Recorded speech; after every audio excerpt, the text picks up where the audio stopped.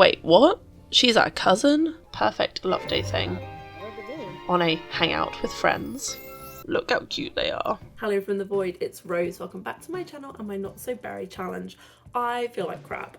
I apologise for this demeanour and my croaky frog voice, but I am not very well, but that does mean I've had some time off work, so I have been able to get some extra editing done and bring you this a little bit sooner. Last time, Carmine was starting to make amends for some of her bad behaviour and messes she's made through her lives, and today we're going to be continuing on that theme.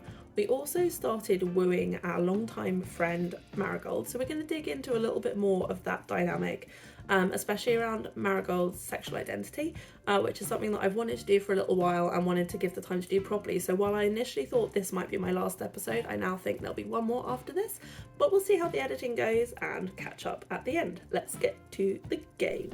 Oh, hello! It's the morning and it is, I believe, Love Day today. We'll find out in yep, it is. And what better day of the year to spend some time trying to undo the messes we have made and continue to make amends in the pursuit of our possibly one true love, our longtime friend Marigold. She has been there for us through good and bad, definitely a lot of bad, and if we are serious about pursuing her, she has made it very clear that she is not in it for anything frivolous or silly, and we are really going to have to convince her that we have turned over a new leaf. So we've started out by inviting over Aurelia, who is someone that we flirted with on and off over the years after actually dating her older brother while we were in college, and apparently we have a festering grudge against her. Not too sure why, but let's do some apologising, let's do some socials, let's maybe tell her that we're currently dating Queenie to make sure she knows that the book is firmly closed, although we are going to have to address the Queenie situation later today, and it all seems to be going over pretty well. We can't get rid of that red relationship bar without flirting with her, which we are not going to do, but we are just going to settle for it not getting any bigger, and we are going to try and build that queen friendship bar up so that we can focus on the good in our relationship and not the sort of messy romantic end of things, and that has all gone pretty well. Mac, on the other hand, what's going on with you? He's feeling real tense heading off to school. Sorry buddy, I didn't pay you enough attention this morning, but we've really got to finish up your mum stuff so we can move on to you properly. Going through our massive grab bag of former romances, Daisy is definitely someone we probably need to put some work in. The red romance bar with her is pretty much gone since our teenage romance, but we are not friends remotely, which, given that she is married to my twin brother and therefore related to me, is not ideal, so we are going to have her over. It looks like she's had her baby. She was pregnant the last time we saw her. We'll jump in the family trees in a minute and have a look at that. But yeah, we are just going to try and build some common ground with her. We're going to use lots of friendly interactions, you know, ask her about her life, what's gone on since she was a teenager.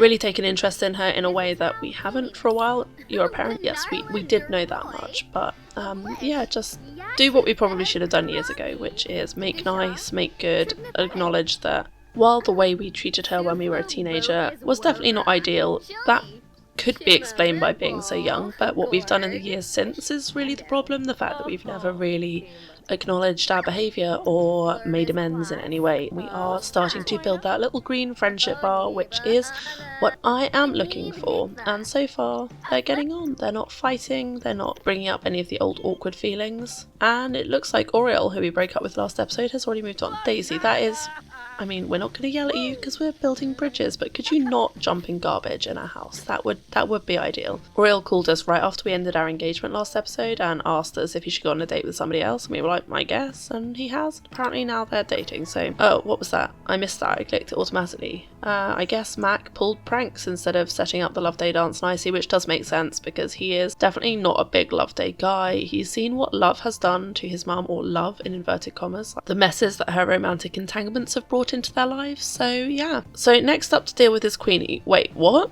She's our cousin? It definitely says cousin, but I don't know how she can be our cousin because I know pretty much, we're only in generation 2, so I know everyone we're related to, and also she was like a semi-imported, so unless she's married someone, and she shouldn't have because she's in a relationship with us, so the only thing I'm thinking is she doesn't have any siblings or anything, so yeah, that's Curtis's half other, like, so we have a half-sister, Nevaeh, who we've literally never spoken to. Daisy and the Crimson have had another daughter, Isabella, and then Cerise and Cochineal are both still single. Neither of them have married Queenie, so I am not exactly sure she isn't related to Sinny. Okay, well, it's weird that the game thinks they're cousins, and definitely, yeah, that is a thought to shower off, because dating one's cousin is not what we're going for. There may come a time in like the late generations where we have to date someone who is very, very distantly related to us, because that does tend to happen with long playing families, but yeah. But before we go on to end things with Queenie, I do still want to do a little bit more work on Genesis, who is our sort of big red letter messed up relationship. We have a daughter together who we don't see very much of, and they have a just really, really horrible relationship, to the degree that quite often the second Carmine sees Genesis, she goes into an utter rage. She has the emotion bomb fame quirk. Yep, there she blows, and that means that their conversations quite often go really, really poorly, so I do have to try and micromanage them into being nice to each other. And it actually occurred to me, having looked at their relationship thing, Carmine does have a festering grudge against Genesis, possibly for taking her daughter and moving to a different neighbourhood without talking to her first. And I do understand why Genesis did that. Like, that was very much self-preservation at the time, but they've never really talked about it. And Carmine's done a lot of apologising in the interim time. Every time I've made them hang out, I've had Carmine apologise to Genesis, but I don't think Genesis has ever apologised to Carmine, so I am going to use MC cheats to make that happen. But honestly, it doesn't seem to have made much of a difference. Things are really going downhill. They can't even both agree that pipe organs are crap, and that was the saddest confetti throw I've ever seen. So I think I am gonna put a pin in this conversation and maybe try and make use of the thing where you get quite a lot of friendship from taking a picture with someone, under the guise that, like, Carmine's like, I promised Mithril we'd take a picture together to show we're having a nice time, so smile. And then Genesis is like, yeah, I gotta take this. So I'm going to make Carmine actually go and try and blow off some steam, because I do not want her to die of rage this close to achieving her goals. That would be very frustrating. So we're going to have her jog to clear her head, and then we will go back in and have another round with Genesis, which hopefully will go a little bit better. We've got, come on, let's shake that enraged feeling. The moodlets are gone. She's having a little emotional meltdown in preparation. Lovely. Okay, we're feeling happy. We're by the pool. Let's keep our feet in cold water, keep our heads in cool space, and see if we can't at least be civil to each other and get something resembling a friendship to go with our fully read romance. But we're going to keep it really solidly on small talk. We're not going to try being funny. We're not going to try being clever. We are just going to ask questions about, do you like the colour purple? Boxers or briefs? Should urinals be in public bathrooms? You know, just these fun conversations that you have with someone that you lived with for many years and share a daughter with. But it does seem to be working. Here we go, purple. What do you think? She's like, purple's fine. She really hates the colour yellow. Well, that can't be easy, being a yellow sim. Does that mean you hate yourself? Because that's something for a therapist. This is definitely not something to bring up with your ex, who is a hot mess, but maybe we should all be in therapy. Everyone should be in therapy, just generally. Also in Sims. Is there a therapy mod? I would like that. I'm going to look into that. Put it in the comments if you know about it. Anyway, we are going to, I think, pretty much leave it there. We have managed to generate a tiny, tiny, widdly bit of green, and I am grateful for that. So we are going to head on home, because Love Day is wearing on, and we have a lot of stuff still to do. Next up on our agenda of relationships we need to sort out is Queenie, gorgeous Queenie. She was made for me by Kim, who is my hot Sims on Tumblr and off my Discord server, and they're going to sit on what's low-key becoming like the chair of truth. And we're not going to beat around the bush. I'm pretty sure they haven't actually slept together, so their romance is limited to like what happened at the romance festival and that one like very platonic date. So I feel like Carmine would probably just straight up be like, I think we're better as friends. Like, you're gorgeous, I'm gorgeous, like there's nothing wrong with us dating, but I just don't think we're any better as romantic interests as we were as friends, and I think Queenie would definitely agree, which is evidenced by the fact that she has taken it incredibly well. There doesn't seem to be any negativity on either side. They're just talking about the good times, and wasn't that a fun little experiment we did? And when we finally learnt her final trait. And I have asked for them to become best friends, because if we are going to move long-time best friend Marigold out of the friend zone, there is a vacancy, and I would like for Queenie to fill it. And she seems game, so on that like positive, healthy end to a relationship, possibly the first healthy end to a relationship we've had, we are going to send Queenie on her way and invite Marigold over for the evening. Now, I'm not really looking to start anything immediately with Marigold for a few reasons. Number one, we literally just, like, she would have passed Queenie on her way in, and that is, like, not exactly the easiest thing, but I do want to give her a flower and just be like, hey, this love day, this is for you, and I want you to know that you're, like, the only person I've given a flower to, and Marigold's like, great. That's fine and all, but, like, what does that mean? It's a flower. I'm gonna need a little bit more than a flower, like clarity. And something that they definitely need to have a chat about is, so when Morgan agreed to make Marigold for me, I always envisioned Marigold as a character who would be somewhere on the like ace demi spectrum. And I think for Carmine, at the point at which they got to know each other when they were teenagers, they were both pretty young, and like Carmine was really quite horny. And Marigold just was always like, yeah, not for me, not into it, like, not really into dating. So I feel like Carmine's always just assumed that Marigold is also a romantic, which is not necessarily the case. So if anything is going to happen between them, we're going to need to take some time to understand actually what Marigold's wants and needs are, and how those interact with, like, what Carmine now knows about herself as a grown-up. And whether or not that is something that could work without trashing their friendship, which will always have an element of Marigold electric shocking Carmine, to be honest. But I am having Carmine do some like light romantic interactions, a little bit of hand holding, a little bit of hand kissing, you know, nothing too physical, nothing that's going to imply that we're like pushing for anything that Marigold might not want, but just saying, hey, no, I'm romantically interested in you, is this something that could work between us? And they're just going to have a good chat and spend some time together, and I'm going to leave them talking things out, and I'm going to send Mac, who is being a very good little boy and having a nap and doing his homework on a Tuesday night, on a date with his girlfriend Angel, because we haven't done any of the love day traditions for him, and that is a little bit sad because he is a teenager, and as much as he's a little bit of a nerd boy, yes, we will go on a date with you to the doggy diner, although it's coming up as a friend hangout, which is very teenagers. I've never been to this lot before. I think it must have been one of the ones that little Simsy made, but we are taking the opportunity to give our little girlfriend a little flower, which she hated. I think Sims always hate anything that's not a rose, which is ridiculous, because I personally, I mean, roses are nice, but I prefer most other flowers. But we're going to have them sit on the sofa and have a little chat. Mac, I think, got himself some coffee on arrival, which is not a great idea at 9:30 p.m, but, you know, I do it, so yeah. They're just being cute and teeny. I don't think they've even kissed yet, so if that comes up, we might, like, let them go that far. After what a horny teenager Carmine was, I quite like the idea of Mac, like, feeling things out a lot more slowly and being a lot more of a sort of standard teenager, which is, you know, maybe not jumping into the physical end of things and sort of exploring it more as like, oh, I have a crush and what am I going to do about it, and we're going to hold hands in the park and that kind of thing. I took the dirt overlay off that townie, who was inexplicably very filthy. Oh, cute. Angel has given Mac a little flower, which he did like. It was a rose, and they're getting the cute little jam sentiment. So I think if I have the option, I will have them go in for that first kiss, which I think will be very cute. Perfect love day thing on a hangout with friends. And that all went pretty well.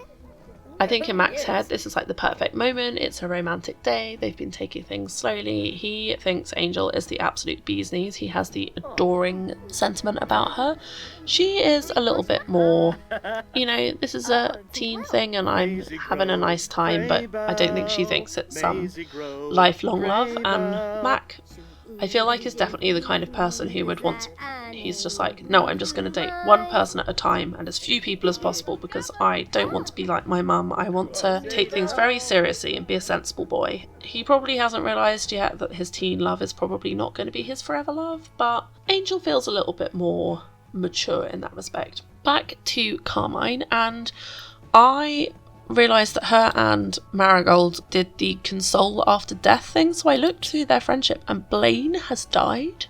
So this is Blaine, who Carmine dated as a teenager, who was basically Marigold's like adoptive sister. They grew up in the same like care home, and yeah, I went through neighbourhood stories and she died on Mount Komorebi. She was conquered by the mountain, which is really sad, and also like the first random sim death I've had with someone I know, and Carmine, as you can see, is taking it really well. I mean, this is her emotion bomb trait in a nutshell, but also her thinking about Blaine, who she'd recently reconnected with as a friend and was having a really nice time with, and also Marigold, who must really be like sad about what is essentially her sister dying. So she has invited Marigold over in the dead of night to be like, why did you let me go on and on about me and not talk about what was going on with you and tell me about Blaine and talk about it? And Marigold's maybe like, well, that's never really what we've done. We normally just talk about you, and how was I supposed to know it was going to be any different? And then all the stuff you told me, I was kind of a bit distracted. And Carmine kind of has to accept that as being completely fair,